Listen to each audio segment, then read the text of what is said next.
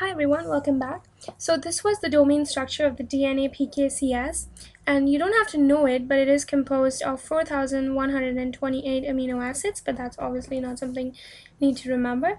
However, we should know that it is a large polypeptide, approximately greater than 250 kilodaltons.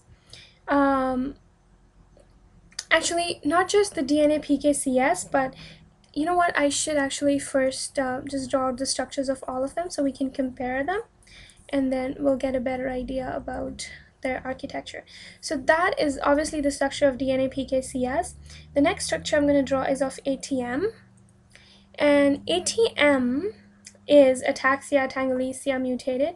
This is about 3,056 amino acids, so slightly smaller than DNA PKCS, and it also has an N terminus of heat repeats, and it has a fat domain followed by a PI3K domain.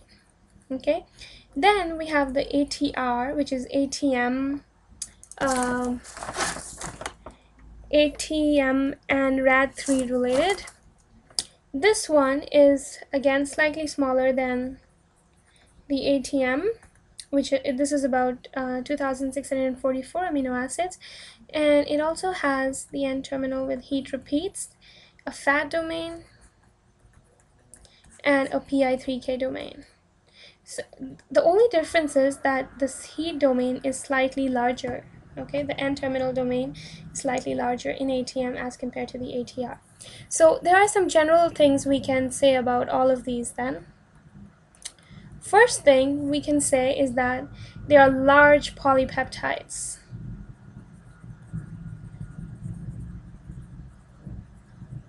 They're all about, they're greater than 250 kilodaltons. They share similar structure. That's obviously important. They are all serine, threonine, protein kinases. We know that already. They phosphorylate. Now this is important. They phosphorylate. Well, that's kind of deriving itself from the point above it, but they phosphorylate substrates on these motifs SQ and TQ. So there has to be a glutamine. Remember, Q is glutamine. So there has to be a glutamine besides serine and threonine for this thing to phosphorylate. They are inhibited, all of them are inhibited by Wart-Manin. Wart-Manin. This is a chemical, and actually for what you need about 100 nanomolar concentration, it's a very small concentration, and they're also inhibited by caffeine. Okay, then there's also new inhibitors coming in, and those new inhibitors are called Nu7441, that inhibits DNA PK, and Q55933, it inhibits ADM. Okay, so that is a general overview of these different of the three most important PIKKs that we're going to be talking about. Next, we talk about the DNA pKa in detail. Okay, so just a quick review then. We know that there was a heat repeat. It was a very big heat repeat. Then we had a fat domain.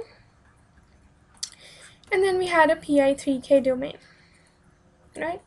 So, these DNA PKCS, like I said, the CS refers to the catalytic subunit.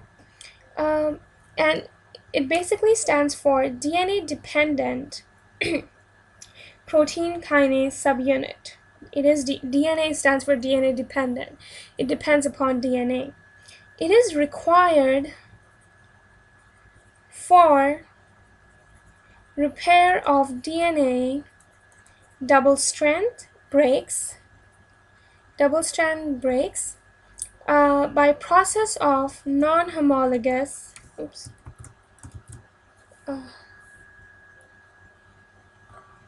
required for the process of